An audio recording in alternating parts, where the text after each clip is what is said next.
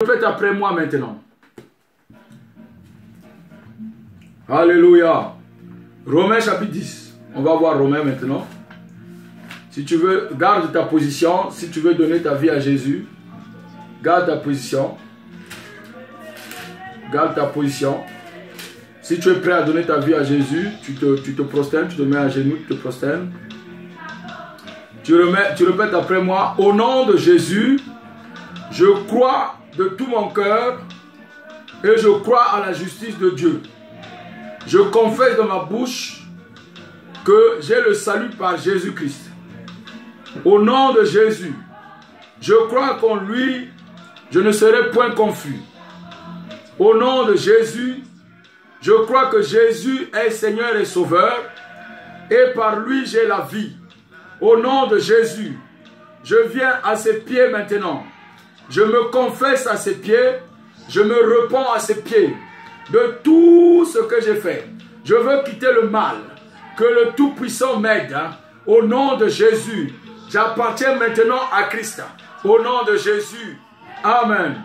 Et tu verras même un frère, un pasteur ou un frère pour te faire accepter Christ. C'est la formule, elle est simple, c'est comme un mariage. Si tu n'as jamais accepté Jésus comme Seigneur et Sauveur, on te pose la question de ton nom. XY, veux-tu prendre le Seigneur Jésus-Christ comme Seigneur et Sauveur? Tu diras oui, je le veux. Ou encore, on va te poser la question de savoir, acceptes-tu de prendre?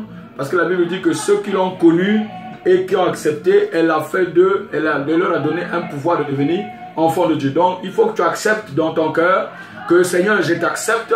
J'accepte tel que tu me dis, tel que je suis. Viens tel que tu es avec tous tes fardeaux. Il va te les débarrasser. Il t'a débarrassé de tous les fardeaux à la croix. Il a détruit l'arbre du bien et du mal. N'oublie pas. Alors ça, c'était la première phase de notre 2 Thessaloniciens. Je disais que personne ne vous séduise d'aucune manière. Donc je voulais revenir là-dessus grâce à certains frères qui m'ont fait remonter toutes ces choses-là. Je bénis Dieu pour eux, je bénis Dieu pour leur vie. Que le Seigneur les salue, les bénisse. Que le Seigneur comble leur vie au nom de Jésus sur cette vidéo. Et donc, la deuxième partie, c'est que l'apostasie soit arrivée auparavant. Avant qu'on ait vu paraître l'homme du péché. Donc, le fils de la rébellion ne peut pas paraître sans que l'apostasie n'ait arrivé. Gloire à Dieu. Gloire à Dieu. Maintenant, qu'est-ce que l'apostasie en réalité? L'apostasie n'est que pour ceux qui ont goûté à la lumière. Ceux qui ont été chrétiens. Ceux qui sont chrétiens tombent dans l'apostasie. Un païen ne tombe puisqu'il ne connaît pas. Si tu es païen, tu viens de donner ta vie à Jésus aujourd'hui, tu peux suivre la vidéo pour que toi aussi tu ne tombes pas dans le piège. C'est le fait que tu chutes. C'est le fait de chuter ou de se détourner de Christ et de la loi de Christ. La Bible dit dans Hébreux 6, 4, 6, je vais te lire ça rapidement. On me fait signe que bientôt la vidéo va s'arrêter. On pourra poursuivre la prochaine fois, il n'y a pas de problème, tant que Dieu nous donne la vie. Hébreux 6, 4, 6. La Bible déclare, car au nom de Jésus, car il est impossible que ceux qui ont été une fois éclairés, qui ont goûté le don céleste, qui ont eu part au Saint-Esprit, qui ont goûté la bonne parole de Dieu et les puissances du siècle à venir, et qui sont tombés, soient encore renouvelés et amenés à la repentance, puisqu'ils crucifient pour leur part le Fils de Dieu et l'expose à l'ignominie. La Bible dit, dans Hébreux chapitre 10, verset 26, il dit que, au nom de Jésus, car si nous péchons volontairement, après avoir reçu la connaissance de la vérité, il ne reste plus de sacrifice pour les péchés, mais une attente terrible du jugement et l'ardent d'un feu qui dévorera les rebelles. Amen. Donc, ici, l'apostasie atteint ceux qui ont été éclairés. Elle atteint ceux qui ont été éclairés. Il y a deux types d'apostasie. Il y a l'apostasie doctrinale et l'apostasie morale ou spirituelle. L'apostasie doctrinale, c'est le rejet de la doctrine de Christ. c'est le rejet de Christ. C'est-à-dire que tu as vécu avec Christ 5 ans, 10 ans, 15 ans, 20 ans. À un moment donné, tu te rends compte, tu as l'impression d'être pauvre. Regarde mon frère, tes amis sont rentrés dans les entreprises de la place, ont brillé, mais n'ont pas mis du temps, sont morts. Toi, tu vis toujours. C'est vrai, tu n'as pas été dans une grande entreprise de la place. C'est vrai, tu n'as pas été aussi riche sur la terre, mais tu vis toujours. Tu n'es pas mort. Dieu t'a fait grâce de ne pas mourir. Dieu te conserve jusqu'à ses 120 ans. Mais les autres, à l'âge de 30 ans, sont partis. 40 ans, accident, sont partis. Mais ils ont prié. Est-ce que c'est ce qui compte? La Bible dit quoi? Mais on a fait une chose que c'est en commencement. Pourquoi tu vas laisser Christ, tu vas laisser la doctrine de Christ à cause de ta situation sociale? Pourquoi ta situation sociale t'inquiète tant? Il dit que tu te nourriras la sueur de ton front. Donc une fois que cette condamnation, d'ailleurs je vais te dire, c'est une condamnation. La Bible dit quoi? Que nous devons nous nourrir avec le pain de Christ. Au commencement, ce n'était pas la sueur de notre front. La sueur de notre front, c'est une condamnation. C'est parce qu'Adam et Ève ont péché. Une fois le péché, ils ont été condamnés. Le serpent a été condamné à manger de la poussière. Et la condamnation qui vient de le serpent et les enfants de Ève, c'est que nous étions. Parce qu'une fois que Christ t'a délivré, tu es maintenant fils de Christ, tu n'es plus fils de Ève. Donc que tu es fils de Ève, le serpent va te talonner. Ça, c'est des condamnations. Est-ce que tu es heureux de vivre sous la condamnation? Dieu a condamné. Il dit que parce que tu as péché, tu vas manger la sueur de ton front. Tu es content. L'homme se nourrira à la sueur de son front. L'homme se nourrira à la sueur. C'est une condamnation.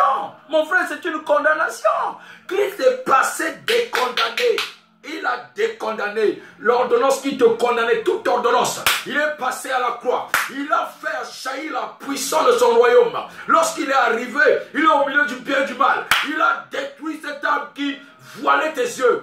On dit le diable vient te mentir au Genèse chapitre 3. Genèse chapitre te dit que lorsque tu vas manger le fruit, tes yeux vont s'ouvrir. Quels yeux vont s'ouvrir? Pour voir le péché? Pour voir les condamnations?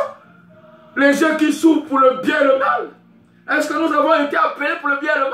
Nous avons été appelés pour l'arbre de vie. Dieu est puissant. Nous ne sommes pas là pour le bien et le mal.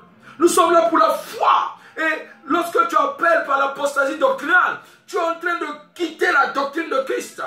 Totalement ou partiellement. C'est ça une forme d'apostasie. Tu as associé maintenant d'autres doctrines. Tu te dis que tu vas associer un peu de magie. Tu vas associer un peu de fétiche pour qu'on sache que tu es un homme de Dieu. Mon ami, si tu le fais, il n'est pas trop tard pour toi de te repentir. Mais sache l'écriture de Hébreux 6, 4, 6. Hébreux 10, 26. Il est encore temps. Cette écriture, si elle agit dans ta vie, c'est trop tard pour toi. La Bible dit que tu as le temps de te répondre. Réponds-toi, reviens à Dieu. Le Seigneur lui-même saura faire ce qu'il va faire avec toi. Un homme ne peut pas te juger. Je ne suis pas venu ici pour te juger. Je suis venu t'apporter les clés que si des années, tu es sombré là-dedans, sors de là. Tu as la possibilité de sortir, de revenir sur la doctrine de Christ. Et après, vous avez l'apostasie morale et spirituelle. Là, ça atteint carrément l'homme. C'est quand un chrétien abandonne tout ce qu'on appelle Christ. Quand un chrétien abandonne et il redevient esclave du péché et de l'immoralité. C'est-à-dire, toujours dans la vie sociale. Dans la vie sociale. Dans la vie sociale. Il compare sa vie avec les autres. Il compare sa vie chrétienne avec les autres. Alors que lui, il a la vie, les autres sont en train de s'écouler. Leur fin sera sombre. Leur fin sera selon leurs œuvres. Leur fin sera selon leurs œuvres. Leur fin sera selon leurs œuvres. Ne t'inquiète de rien. Leur fin sera selon leurs œuvres.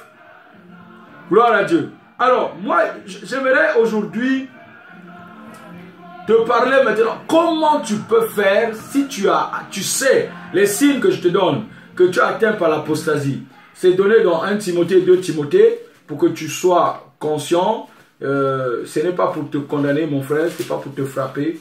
1 Timothée 4, il dit, au nom de Jésus, mais l'Esprit dit expressément que dans les derniers temps, quelques-uns abandonneront la foi pour s'attacher à des esprits séducteurs et à des doctrines de démons. Par l'hypocrisie de faux docteurs portant la marque de la flétrissure dans leur propre conscience, prescrivant de ne pas se marier, de ne s'abstenir des aliments que Dieu a créés, pour qu'ils soient pris avec action de grâce par ceux qui sont fidèles et qui ont connu la vérité. Amen. 2 Timothée maintenant. 2 Timothée 4.3 dit la même chose.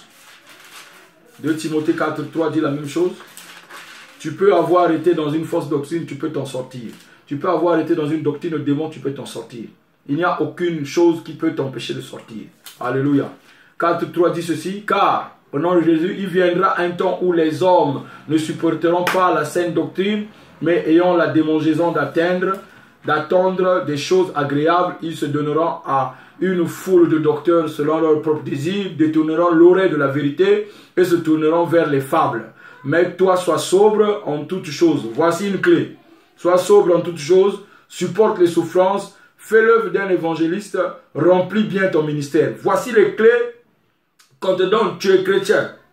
Tu es chrétien. Il dit, sois sobre. Il dit, sois sobre. Et en toutes choses, supporte la souffrance. Supporte même les souffrances. Il dit, fais l'œuvre d'un évangéliste et remplis bien ton ministère. Tu es capable de revenir en arrière. Ne t'effraie pas. Ne pense pas que c'est fini pour toi. Non, c'est pas fini. C'est pas fini pour toi, mon frère, ma soeur. C'est pas fini pour toi. Je viens là pour t'apporter quelques clés si tu les avais pas. C'est pas fini. L'incrédulité d'un chrétien